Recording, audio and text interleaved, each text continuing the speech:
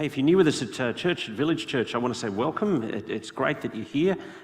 Look, we've got a couple of customs that we do in this church. One of them is that at the end of our talks, generally, we have a time of questions and comments. And so we're opening up for questions and comments, and you might have some feedback, might have some interaction that you want to make about something that's been said. And mostly I think, I don't know what you think, but mostly I think I kind of do a reasonable job of kind of batting and the various questions and comments, and sometimes I occasionally hit them for a 6 and make a really profound point, but sometimes I get clean bowled. A couple of weeks ago I got clean bowled in question time, and the question was from Wendy, and it was to do, I think it was from Wendy, it was to do with why is it that Christians have such a difficult time today? And because we've got the picture that when Jesus came, in the death and the resurrection of Jesus, the devil was defeated. And I know that theologically, and so, well, why, if the devil has been defeated, do Christians still have a difficult time? Why is there kind of still a sense of a battle going on? And I felt that I kind of didn't give an answer a couple of weeks ago, and Peter Volt very kindly afterwards, very gently said, "Oh, Dominic, here's the answer you should have given," you know, and so here I'm now going to give the answer that I should have given a couple of weeks ago, and turn with me to Revelation chapter 12. Why I'm doing this will make sense in a few minutes' time, but come with me to Revelation chapter 12. And it's a little bit embarrassing to me to have this pointed out from Revelation 12, because I had preached on it 4 times. And so I should have remembered what it said. Anyway, in Revelation 12, and really this whole picture of Revelation is detailing the time between the cross and the resurrection, the death of Jesus to pay for sins and his resurrection, now seated at the right hand of the Father, and what's going on earth and before his return. And that's really what's up for grabs and being described in this section of Revelation. And there's a couple of sweeps of history looking at different angles, but in chapter 12, it's really addressing the why, exactly the question I was asked. Why is it so difficult for God's people in this time? And so Revelation 12, 7-9, a war broke out in heaven. Michael and his angels fought against the dragon. The whole perspective is what's going on in heaven at the time. Dragon, the angels fought, he couldn't prevail. Dragon being the devil. There was no place for them in heaven any longer. The great dragon was thrown out. The ancient serpent, who's called the devil and Satan, the one who deceives the whole world, he was thrown down to earth and his angels with him. And the picture is that what happens at that moment of the death of Jesus, at that moment of the Christ event, if you like, the devil is defeated, thrown down, cast out. And what happens afterwards? What happens in the now period, the after Jesus until Jesus returns period, from the death and resurrection, ascension period, the return of Jesus period. And the devil, actually, you read the next few verses, it's kind of like the devil is thrashing around on the earth, beaten, but trying to cause mayhem, trying to cause death throes. And you see verse 13 of chapter 12, when the dragon saw he'd been thrown down to earth, he persecuted the woman who gave birth to them. He persecuted the church. And you kind of read these few verses. In verse 17, the dragon was furious with the woman and left to wage war against the rest of her offspring, those who keep the commandments of God and have the testimony about Jesus. And I kind of think of the devil like a bee that's been sprayed by Mortine. And you know, when you spray a bee with Mortine, it goes on this kind of massive, aggressive spurt, and then boom, dies, you know. But there's a delay between the spray and we're in that moment of the Mortine spray has hit, and when Christ finally returns, the final kaput for the devil. Now, so what's going on now? The devil's thrashing around like a damaged bee, angry, dragon. Anyway, that's what's going on. God's in control. God's won the battle, but the devil's thrashing around. Now, with that perspective, it's helpful for us to think there's a battle going on for the people of God today, a battle against the forces of evil. Now, it was a battle at the time of Saul. What's the similarities and what's the differences between what was going on here in 1 Samuel chapter 14? You can now leave Revelation, come back to 1 Samuel 14, and What was going on in 1 Samuel 14? Well, it was similar in that the people of God are engaged in battle with the forces around the Philistines. Well, that's a difference. It was a military battle back then, and the forces of the Philistines. And there's another difference in that God's people today, we can know with comfort that Jesus has won the battle. Back then, 1000 BC, they didn't have that perspective. In fact, right at this point, the end of chapter 13, Saul is totally on the back foot. And actually we saw this last week. Israel was going backwards fast against the Philistines. And I mean, the situation was, if you remember, they'd wanted a king to be like the nations and a king who would fight our battles for us. They hadn't actually appreciated the good things of being under the rule of God. And God, when they said, we want a king to be like the nations, he didn't give them quite what they wanted. He gave them a king, but a king under him, a king under God's rule. And then Saul was supposed to be a king under God's rule, living under God, but he bucked against that. He ignored the rule of God. He went his own way. He did his own thing. And we saw that there was a judgment from God's prophet Samuel last week. And it was really quite disastrous. You see, now, come with me now to 1 Samuel 13. This 1 Samuel 13 and 14 is where we're landing today. So 1 Samuel 13, verse 13. Samuel said to Saul, you fool, you've been foolish. You've not kept the command which the Lord your God gave you. It was at this time the Lord would have permanently established your reign over Israel, but now your reign will not endure. There's the judgment of God from his prophet Samuel on Saul. And really you see things go from bad to worse. Saul starts the chapter with this quite substantial army, and he finishes the chapter with just 600 men. Everyone else has deserted him, and all around there are Philistine warriors, as many as sand on the sea. So many Philistine warriors, and he's only got 600. And are his guys well armed? Well, no. Look at chapter 13, verse 19. No blacksmith could be found in all the land of Israel, because the Philistines had said, otherwise the Hebrews will make swords. It's like the United Nations make sure Iran doesn't have nuclear weapons. Well, the Philistines make sure the Hebrews don't have swords. And verse 20, the Israelites went to the Philistines to sharpen their ploughs or their mattocks or their axes and the sickles. So, no blacksmiths, you've got to come to us to get your agricultural gear fixed. And the price of 2/3 of a shekel for ploughs and mattocks and 1/3 of a shekel for pitchforks and axes and for putting a point onto an ox goad. So on the day of battle, not a sword or spear could be found in the hand of any of the troops who were with Saul and Jonathan. Only Saul and his son Jonathan had weapons. 600 men, no weapons, totally under the thumb of the Philistines. They're in a bad position, the people of God, the nation of Israel. Now, we start chapter 14, and what's our King Saul doing? They're on the back foot. Basically nothing. Look at verse 2. Saul was staying under the pomegranate tree in Migron on the outskirts of Gibeah. The troops with him numbered 16. Many of the soldiers deserted him, only a remnant, hiding under a tree. I don't know if you're an agricultural person. I don't know if you know what a pomegranate tree looks like. You do, Joy. I got to confess, I didn't know what a pomegranate tree looked like. So I said, could I have a photo of a pomegranate tree? And there magically one appeared. You don't like that as a pomegranate tree photo? You don't think that's a pomegranate tree? Have I got does anybody else want to debate that? Does anybody? I've got no expertise on this subject. Joy says it's not one. Too bushy. Right? You don't think it's a pomegranate tree? I've been living all week. I've been lied to. Joseph, have you got any expertise here? You say it's a pomegranate tree. A friend. Joseph is my friend. Absolutely not. I don't know what to do. This is the kind of division we have in this church.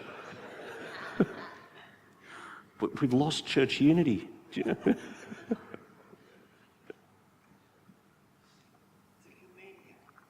It's a camellia.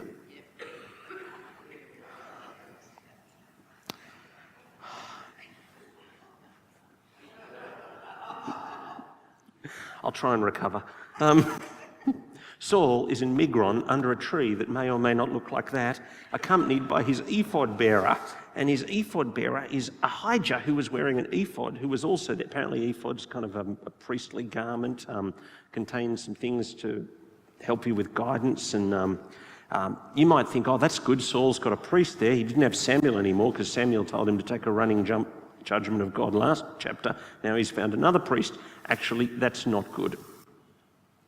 Look at who his priest is, and here's the problem. He was the son, this is the priest, of Artub, the brother of Ichabod, son of Phinehas, son of Eli, the Lord's priest at Shiloh. Now, Ichabod, we've met before in 1 Samuel. There was a moment back in chapter 4 when the Israelites under Eli called for the Ark of the Covenant when they're in a battle, and Phinehas' wife, the priest, goes into labour, and 1 Samuel 4:21, she named the boy Ichabod, saying the glory has departed from Israel, referring to the capture of the Ark of God and the deaths of her father-in-law and husband. Now, I don't know how you'd feel if your name was the glory has departed from Israel. The glory departs. Every time you get in trouble, your mum calls out, glory departs. Do you know? It's like calling out loser every moment. Spiritual loser. And that's Ichabod. But who's his dad? His dad is Phinehas. And you go back to chapter 2 of verse 12 of 1 Samuel, Eli's sons were wicked men. They had no regard for the Lord. And chapter 2:34, this will be a sign that will come to you concerning your two sons, Hophni and Phinehas. Both of them will die. So you've got Grandpa Phinehas, glory departs Ichabod, and then this bloke sitting under the pomegranate tree not knowing what to do, hiding. It's not a good situation. That's Saul over there. What about son Jonathan? Look at verse 1. That same day Saul's son Jonathan said to the attendant who carried his weapons, come on, let's cross over to the Philistine garrison on the other side. However, he did not tell his father. So, where Jonathan is, there's a ravine, a valley. And he's saying to his mate, his armour bearer, let's go over the other side. Now, I'm a little bit wary about doing this because I got in so much trouble with my last picture, but I found a picture of a ravine. How am I doing with that one? I'm okay with that one? Good. Yeah. I've got there's one in every group.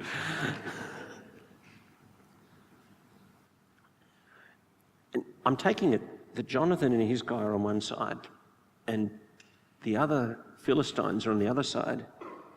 And I thought, you could kind of imagine climbing down there and climbing up and rocks hiding you.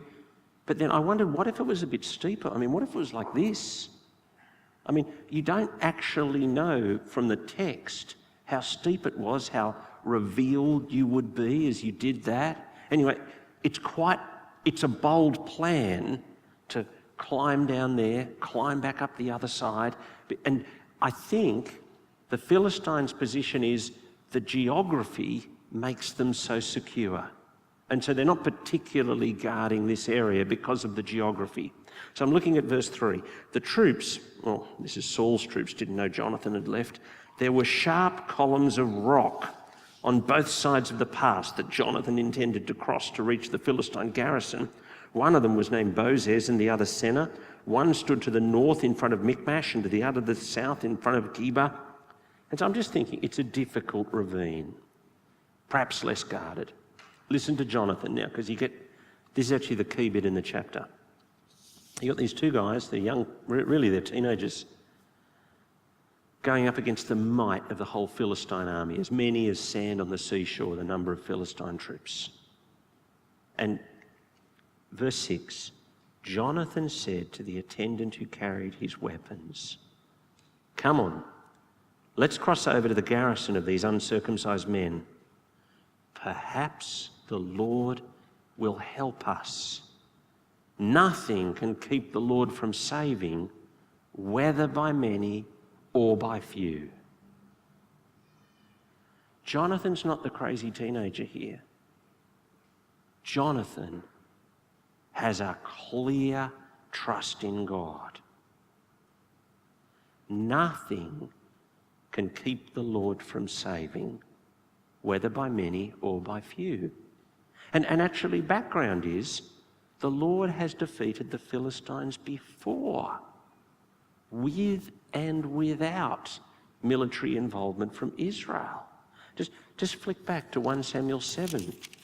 So 1 Samuel 7 verse 10, Samuel's offering the burnt offering.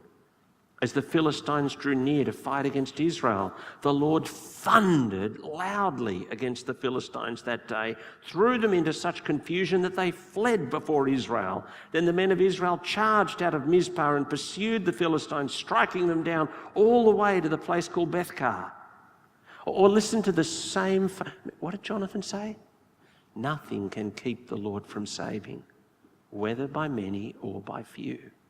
Listen to the same faith in God on the lips of David as he's about to take on Goliath, just a couple of chapters later in 1 Samuel. 1 Samuel 17:36, "Your servant has killed lions and bears. This uncircumcised Philistine will be like one of them, for he has defied the armies of the living God." Then David said, "The Lord who rescued me from the paw of the lion and the paw of the bear will rescue me from the hand of this Philistine." But the Lord being able to save with incredible power, to come through for his people, that's been a theme right through the scriptures. Genesis 18. Is anything too hard for the Lord? Job chapter 42 verse 2. I know that you can do all things. Jeremiah chapter 32:17. Nothing is too hard for you. Luke chapter 1 verse 37, nothing will be impossible for God. Matthew 19:26, with God all things are possible. Mark 14:36, Abba, Father, all things are possible for you. Do you believe that?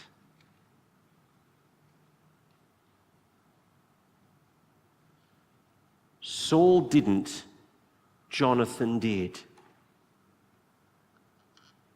This is so relevant to so much of what we do, what you do, what I do as God's people today. What are we going to do? We're going to sit hiding under a pomegranate tree with Saul? Or will we, with Jonathan, look over to a friend and say, perhaps the Lord might help us? Nothing can keep the Lord from saving, whether by many or by few. I mean, there's so many applications to this. Do you know, you probably won't know this, but it's our parish council. It's the time of the year when they've got to start thinking about next year. It's the time of the year when we'll have a season in term 4 of this year when we set forward our vision as a church and what we're hoping to see happen under God in 2017. But if we're going to spend term 4 thinking about that, well, the parish council in term 3 needs to work out what the vision they want to take to you in term 4 is. So as we hit July and August, that's the real time of business for the parish councils thinking about that. And what's the mindset of the parish council going to be as they sit down to wrestle with that subject? Are they going to sit under a pomegranate tree with the enemy all around, doing nothing? Or are they going to come up with a plan that involves a bold assault, knowing perhaps the Lord will help us and that nothing can keep the Lord from saving? The parish council, they said at their last meeting to the treasurer, the church treasurer and me, would you come to us at the next time with a draft of the kind of budget? And what kind of budget will we bring them? Will we bring them a Saul budget or a Jonathan budget? Or okay, that's parish council. What about you? You're a member of the people. I mean, if you are a member, you could well not be a member of. You could be visiting our church. It's great if you're visiting our church. Great if you're just checking out the things of God that go on here. And what would it be like to follow God? If I was to follow God, would I follow God like Saul or would I follow God like Jonathan? I mean, are you a hider under the pomegranate tree kind of Christian? Or you're going to be a Christian who says, maybe the Lord will use me. Maybe the Lord will use us. You know God wants to save. How do I know God wants to save? There is a cross stamped in history to show me how serious God is about saving people. I have a much clearer knowledge about God's will to save than Saul or Jonathan ever had. Now, I put it to you that within this group,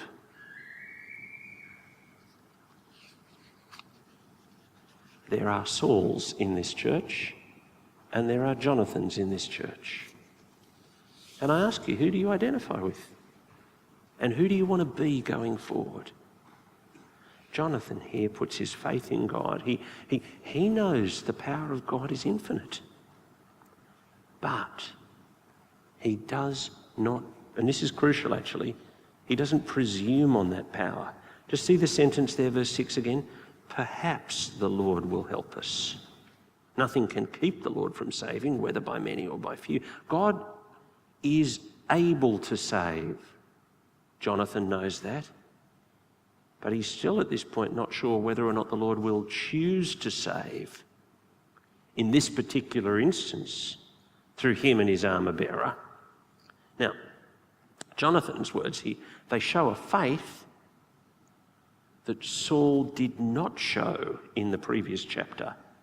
I mean, the odds were equally against Saul last chapter. Saul took things into his own hands.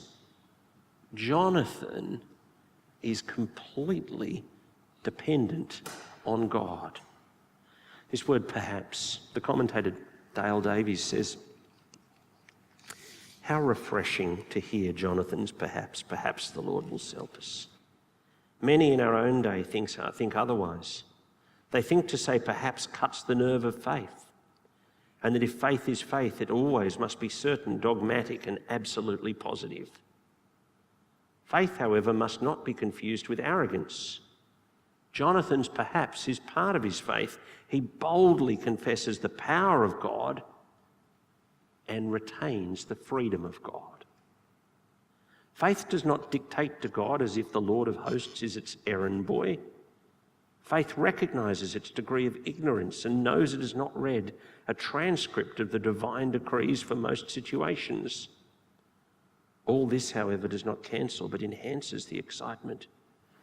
Who knows, as we get to verse 7, what the omnipotent God might do to these uncircumcised Philistines.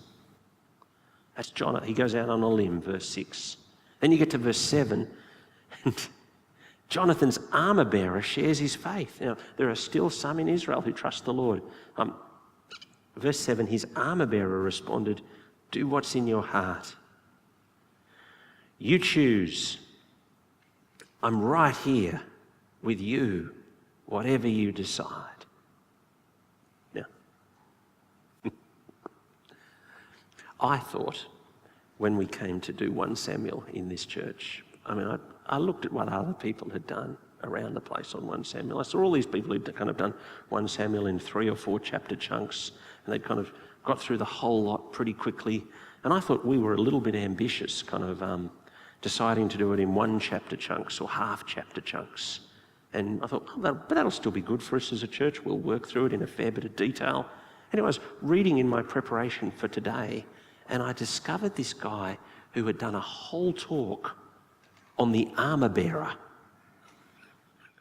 And I thought, well, what else can you find out about the armour bearer? And All you get on the armour bearer is verse 7.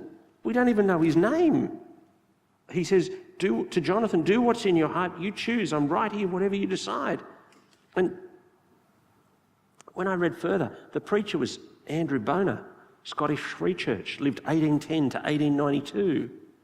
But he must have been a good preacher because his sermons are still available on the net. And I thought, wow, I'm kind of hoping that my sermons will still be available on the net after I die. But, about a year after I die, the subscription will run out. Somebody won't pay the fee. And then they'll all just get lost because Bluehost web provider will close them down. But here's a guy whose sermons are still up 130 years after he died on the armour. Anyway, I thought I'd give you just 30 seconds of Andrew Bonar's talk from 1850 on 1 Samuel chapter 14, verse 7, just for old time's sake.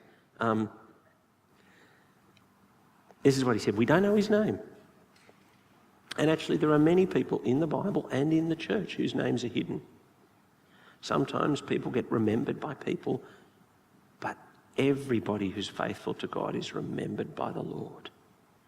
And he may go unrecognised, as some of us go unrecognised in our service of God.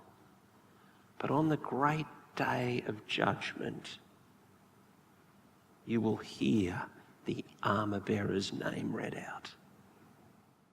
Isn't that encouraging? That you serve God in this little way and nobody ever hears about it, nobody notices it,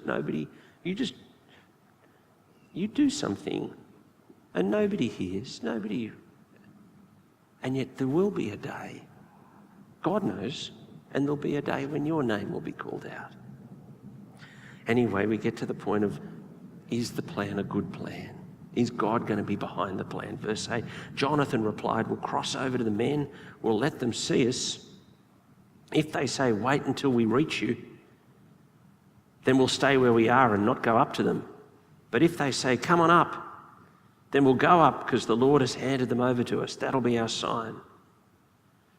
I don't know if that's a great way of getting guidance or not, but that's the way. In fact, I personally don't look for guidance like that. But that's the way Jonathan chose to discern the will of God. Why don't I choose to do it that way then? Well, it's actually because of the verse Hebrews chapter 1. In Hebrews chapter 1, the picture is long ago God spoke to our fathers in many times different ways. In these last days he's spoken to us by his Son. I see that God did all sorts of different ways of guiding in the past, but now he's spoken through Jesus clearly. And so when I want to find out the guidance of God, I go looking to Jesus and I go looking to his apostles in the revealed word of God. They let, verse 11, themselves be seen by the Philistine garrison. The Philistines said, look, the Hebrews are coming out of the holes where they've been hiding. The men of the garrison called to Jonathan and the armour bearer, come up, we'll teach you a lesson. Follow me, Jonathan told his armour bearer. The Lord has handed them over to Israel. Jonathan climbed up using his hands and feet with his armour bearer behind him. Jonathan cut them down. His armour bearer followed and finished them off. In that first assault, Jonathan and the armour bearer struck down 20 men in a half-acre field. 2 young Israelite kids, 20 Philistine soldiers. Terror spreads through the Philistine camp and the open fields to all the troops, even the garrison and the raiding parties. The groups that had gone out in satellite parties, they're terrified. The earth shook, terror from God. The hidden hand of God is working for his people. Panic breaks out amongst the Philistines, chaos. And Saul, he's back in under his tree when his, verse 16, watchmen in Gibeah of Benjamin looked. They saw the panicking troops scattering in every direction. Saul said to the troops with him, call the roll, find out who's left us. He doesn't know what's going on. They called the roll. They saw that Jonathan, his armour bearer, were gone. Saul has a strategy. He says, bring Ahijah. That's not a good strategy if it's got Ahijah involved. Bring the ark of God. Now that's a dumb strategy because last time you did that in chapter 4, it was with the Israelites at that time. It doesn't even get a chance to develop. Saul spoke to the priest. The panic in the Philistine camp increased. Saul said to the priest, stop. They just joined the fight, verse 20. All the troops with him assembled, marched to the battle. Up there, the Philistines were fighting against each other in great confusion, which is lucky because the Israelites didn't have any weapons. The deserters from the Saul had this army. All these guys had left. He only had 600 left. All the guys who'd left come back. There were Hebrews from the area who'd gone earlier into the camp to join the Philistines. They even joined the Israelites who were with Saul and Jonathan. When all the Israelite men who'd been hiding in the hill country of Ephraim heard that the Philistines were fleeing, they joined Saul and Jonathan. What's the lesson for us today? First one, verse 23, the Lord saved Israel. What Jonathan knew could happen, perhaps could happen, did happen. The Lord saved by a few. In chapter 10 of 1 Samuel, we'll see God saving by his appointed king. In chapter 14, we see God saving, but the king doesn't really have anything to do with it, hiding under his tree. Secondly, Jonathan's actions highlight the failure of Saul's leadership. I think in chapter 13 last week, there was a bit of sympathy in this room for Saul. And a few of us thought, I don't know, I might have done what Saul did. And we were thinking how difficult it is to fully trust God. How hard it is. And perhaps we were thinking, I might not have done any better. But in Jonathan, we see the kind of leader that is needed. Someone who knows the power of God, somebody who knows what God is about, and somebody who's prepared to work under God to trust him.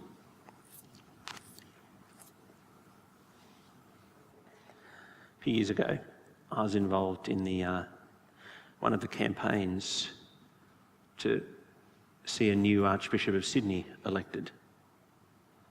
And I was supporting the candidate Rick Smith, who was ultimately unsuccessful. And we ran some meetings around the place so that people could get to know Rick. And I chaired a few of those meetings. I acted as a moderator, a facilitator. And we asked him a couple of just general interview questions, and then we just opened up for people from the floor to ask questions. And one guy in one of the meetings said, "What's the most important thing an archbishop does?" And because I'd chaired half a dozen of these meetings, I'd kind of got used to Rick answering questions, and I just relayed the question from the floor to him. And as I was relaying the question from the floor to him, I thought, I wonder what my answer would be. I didn't say anything, I just went through the thought process. What is the most important thing an archbishop does? Is it that he gets to have a hand in picking ministers for the various churches around? Is it that he represents the church, the face of the church to the media? Is it that he's got a hand on the management of the theological college?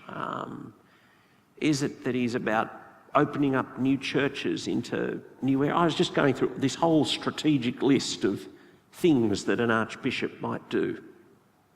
And I was wondering, I only had 3 or 4 seconds to kind of formulate the answer that I would have given. And Rick looked at the person who asked the question and said, "I think the most important thing that an archbishop can do is pray."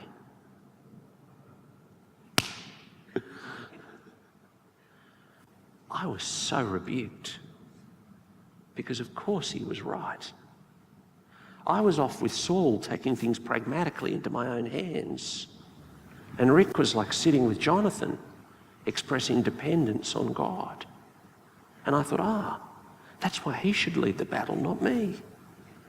And I just want to say, how are we going and expressing dependence on God? Knowing that he's the one in control, that he has the power to give the victory. As we go about our business, we are to be dependent on God. As we engage in this real battle with the devil thrashing around. I mean, Ephesians 6 verse 12, our battle's not against flesh and blood. It's against the rulers, the authorities, against the world powers of darkness. How should we engage in the battle? 1 Corinthians chapter 15, 58. Give yourself fully to the work of the Lord. Jonathan did that. Saul didn't. Some of you are holding back. How do I do it? Well, Paul writes to Timothy and says to Timothy, don't step back, step up. He writes 2 Timothy chapter 1, I remind you to keep ablaze the gift of God that's in you. God has not given us a spirit of fearfulness or timidity, but one of power, of love, and sound judgment. Don't be ashamed of the testimony about our Lord or of me, his prisoner. Share in suffering for the gospel, relying on the power of God. Don't be ashamed. Share in suffering. Rely on the power of God. I don't know how it is for you, but for me it feels like every time I take a little step forward, I get pushed back. And it feels increasingly like that you take a little step forward on social media and you get a big pushback, or you take a little step forward for Jesus in personal interaction with someone, you get a pushback. I mean, this is my one from the last 10 hours. Last night at 10 o'clock, my friend Phil Ashley Brown wrote on Facebook, and Phil's an old friend. He came along to this church for a little while. He's now the manager of ABC in Newcastle. He wrote, I had a surprise farewell party. He's going on a 3-month trip around Australia. Tripping around the place, seeing all the things. And I thought and wrote, brilliant. Piece of advice 1. Buy the John Williamson songs about the places you're going to drive through. Because when we went on a 3-month trip around Australia, that was fantastic. We heard songs about Mount Isa and all that kind of thing. Piece of advice 2, listen to a Bible talk in the car every morning with the kids. That you've got 6 hours in the car every day.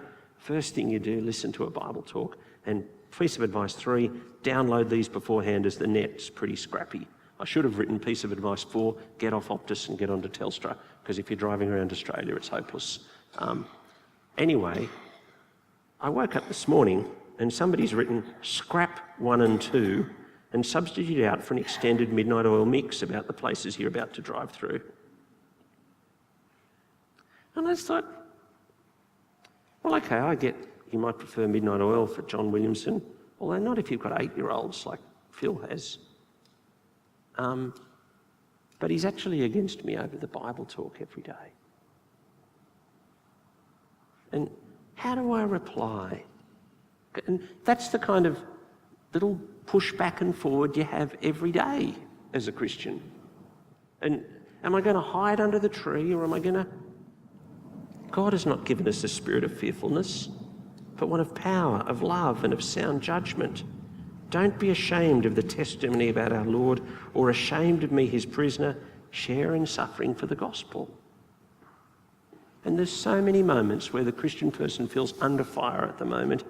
You feel like the Philistines all around. People are taking shots at the church.